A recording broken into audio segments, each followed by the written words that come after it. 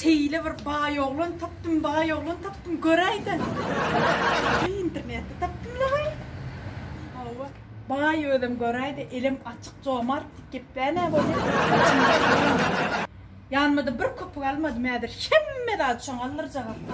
Olaya kelime bunu men gidecek. Karene sana koş. Dostum.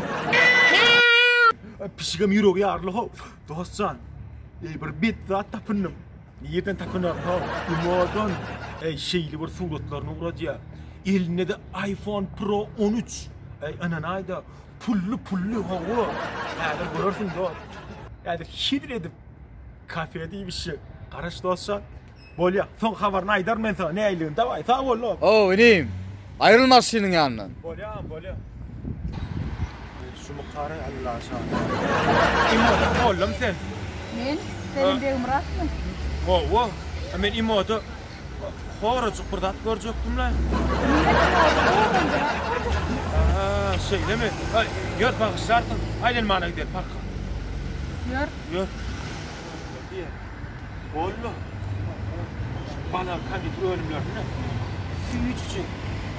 Balyatçı. Ballanım füyücü.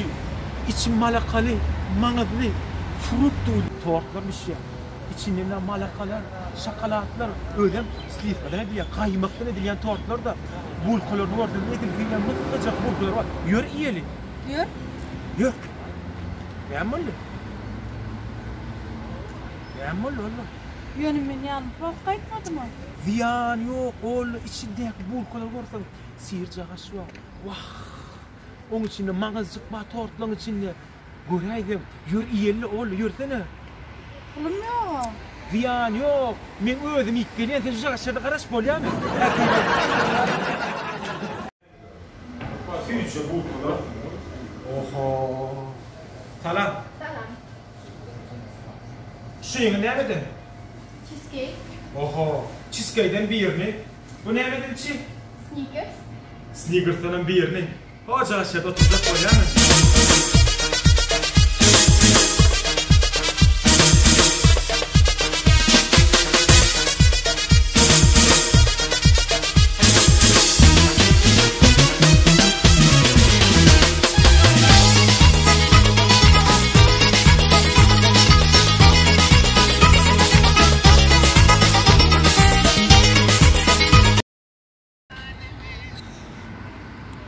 Alo. Olmay?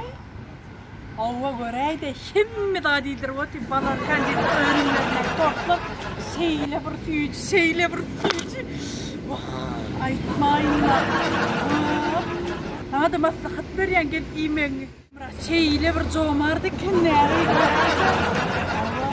Bolyan me tor diye son haberlaşır. Hoş. Nereden comardık? Neymişletin?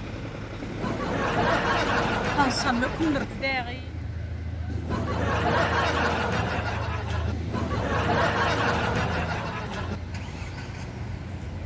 Allah. Diyden tağamlı ken. Diyden füyüçken. Arman sen pulun yok. Ne mi?